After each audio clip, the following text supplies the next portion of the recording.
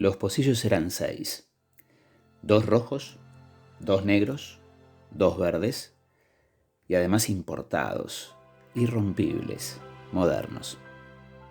Habían llegado como regalo de Enriqueta en el último cumpleaños de Mariana, y desde ese día el comentario de cajón había sido que podía combinarse la taza de un color con el platillo de otro. Negro con rojo queda fenomenal, había sido el consejo estético de Enriqueta. Pero Mariana, en un discreto rasgo de independencia, había decidido que cada pocillo sería usado con su plato del mismo color. «El café ya está pronto, ¿lo sirvo?», preguntó Mariana. La voz se dirigía al marido, pero los ojos estaban fijos en el cuñado. Este parpadeó y no dijo nada, pero José Claudio contestó: «Todavía no, espera un ratito. Antes quiero fumar un cigarrillo». Ahora sí ella miró a José Claudio y pensó por milésima vez que aquellos ojos no parecían de ciego. La mano de José Claudio empezó a moverse tanteando el sofá. «¿Qué buscas?», preguntó ella. «El encendedor». «A tu derecha». La mano corrigió el rumbo y halló el encendedor. Con ese temblor que da el continuado afán de búsqueda, el pulgar hizo girar varias veces la ruedita, pero la llama no apareció. A una distancia ya calculada, la mano izquierda trataba infructuosamente de registrar la aparición del calor. Entonces Alberto encendió un fósforo y vino en su ayuda. «¿Por qué no lo tirás?», dijo con una sonrisa que, como toda sonrisa para ciegos, impregnaba también las modulaciones de la voz. «No lo tiro porque le tengo cariño. Es un regalo de Mariana». Ella abrió apenas la boca y recorrió el labio inferior con la punta de la lengua. Un modo como cualquier otro de empezar a recordar. Fue en marzo de 1953, cuando él cumplió 35 años y todavía veía. Habían almorzado en la casa de los padres de José Claudio en Punta Gorda, habían comido arroz con mejillones y después se habían ido a caminar por la playa. Él le había pasado un brazo por los hombros y ella se había sentido protegida, probablemente feliz o algo semejante. Habían regresado al apartamento y él la había besado lentamente, morosamente, como besaba antes. Habían inaugurado el encendedor con un cigarrillo que fumaron a medias. Ahora el encendedor ya no servía. Ella tenía poca confianza en los conglomerados simbólicos, pero, después de todo, ¿qué servía aún de aquella época?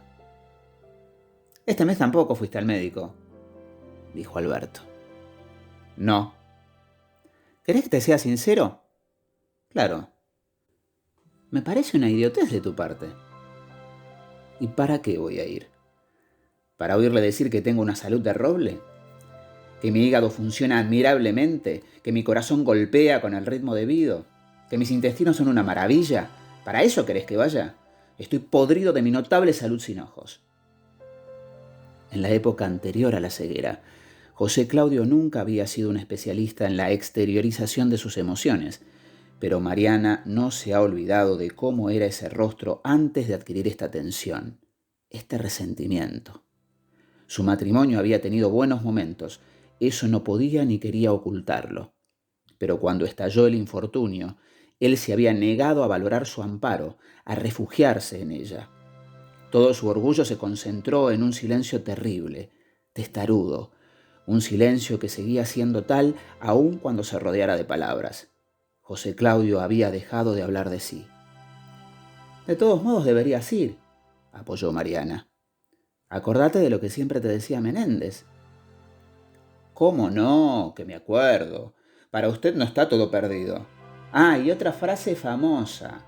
La ciencia no cree en milagros». «Yo tampoco creo en milagros». «¿Y por qué no aferrarte a una esperanza? Es humano». «¿De veras?», habló por el costado del cigarrillo. Se había escondido en sí mismo. Pero Mariana no estaba hecha para asistir, simplemente para asistir, a un reconcentrado. Mariana reclamaba otra cosa. Una mujercita para ser exigida con mucho tacto, eso era. Con todo, había bastante margen para esa exigencia. Ella era dúctil, toda una calamidad que él no pudiese ver. Pero esa no era la peor desgracia. La peor desgracia era que estuviese dispuesto a evitar, por todos los medios a su alcance, la ayuda de Mariana. Él menospreciaba su protección, y Mariana hubiera querido, sinceramente, cariñosamente, piadosamente, protegerlo. Bueno, eso era antes. Ahora no. El cambio se había operado con lentitud. Primero fue un decaimiento de la ternura. El cuidado, la atención, el apoyo, que desde el comienzo estuvieron rodeados de un halo constante de cariño, ahora se habían vuelto mecánicos.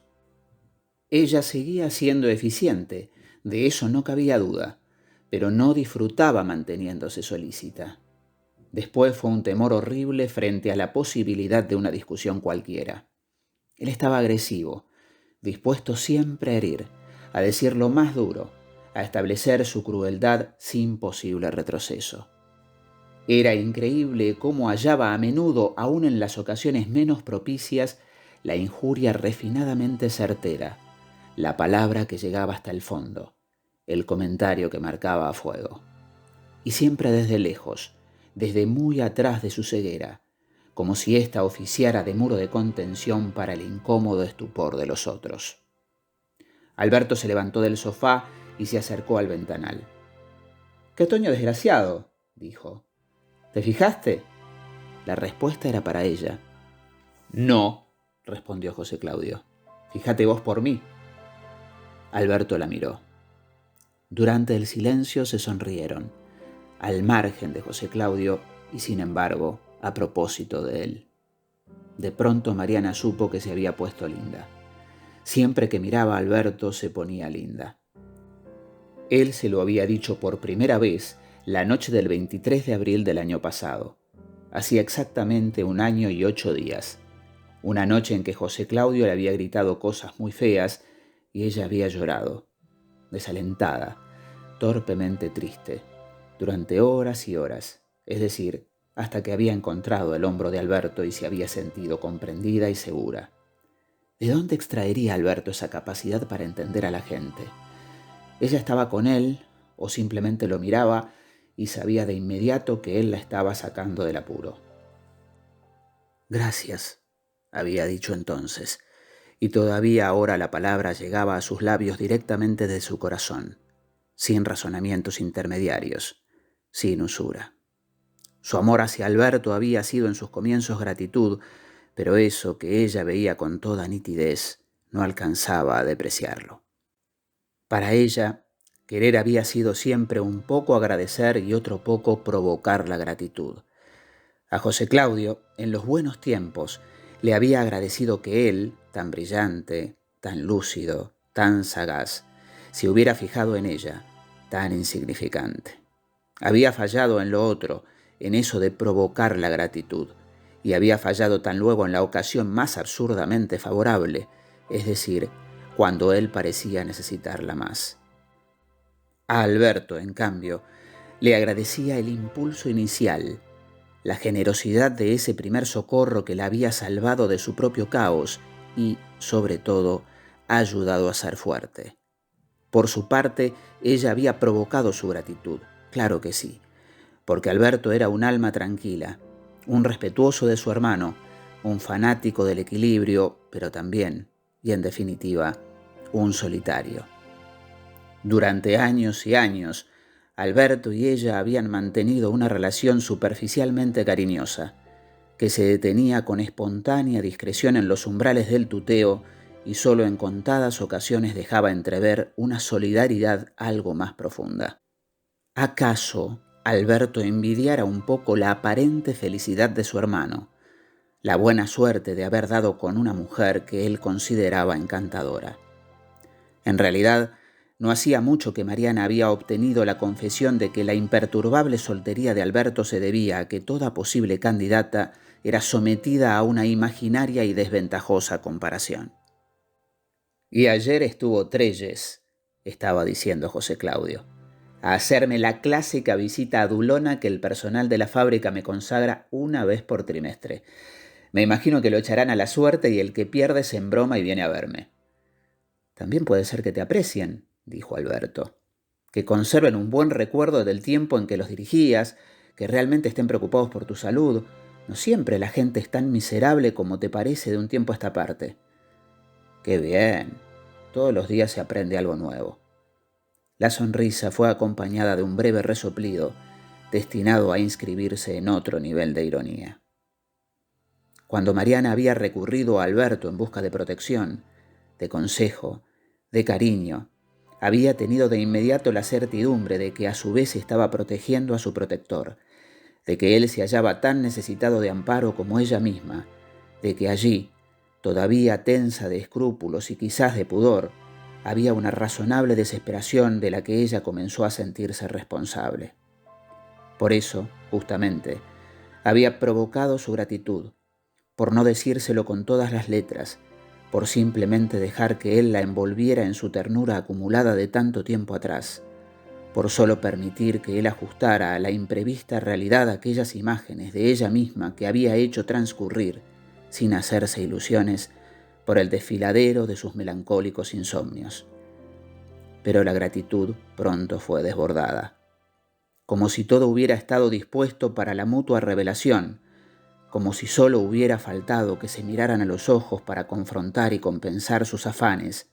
A los pocos días lo más importante estuvo dicho y los encuentros furtivos menudearon.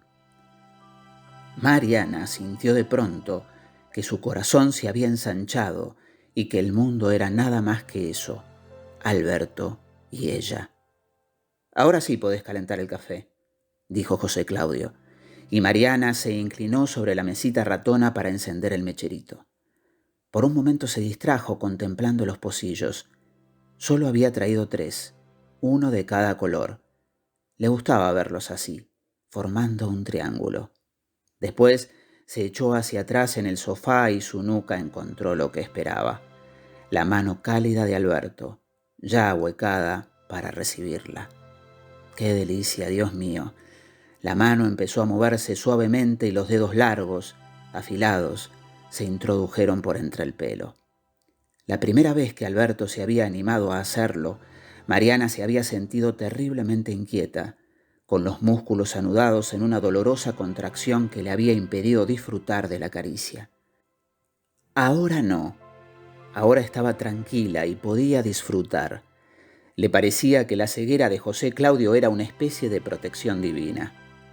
Sentado frente a ellos, José Claudio respiraba normalmente, casi con beatitud. Con el tiempo, la caricia de Alberto se había convertido en una especie de rito y, ahora mismo, Mariana estaba en condiciones de aguardar el movimiento próximo y previsto. Como todas las tardes, la mano acarició el pescuezo, rozó apenas la oreja derecha, recorrió lentamente la mejilla y el mentón. Finalmente se detuvo sobre los labios entreabiertos. Entonces ella, como todas las tardes, besó silenciosamente aquella palma y cerró por un instante los ojos. Cuando los abrió, el rostro de José Claudio era el mismo, ajeno, reservado, distante. Para ella, sin embargo, ese momento incluía siempre un poco de temor, un temor que no tenía razón de ser, ya que en el ejercicio de esa caricia púdica, riesgosa, insolente, ambos habían llegado a una técnica tan perfecta como silenciosa. «No lo dejes servir», dijo José Claudio. La mano de Alberto se retiró y Mariana volvió a inclinarse sobre la mesita. Retiró el mechero, apagó la llamita con la tapa de vidrio, llenó los pocillos directamente desde la cafetera. Todos los días cambiaba la distribución de los colores. Hoy sería el verde para José Claudio, el negro para Alberto, el rojo para ella. Tomó el pocillo verde para alcanzárselo a su marido, pero antes de dejarlo en sus manos se encontró con la extraña, apretada sonrisa. Se encontró además con unas palabras que sonaban más o menos así: «No, querida, hoy quiero tomar en el pocillo rojo».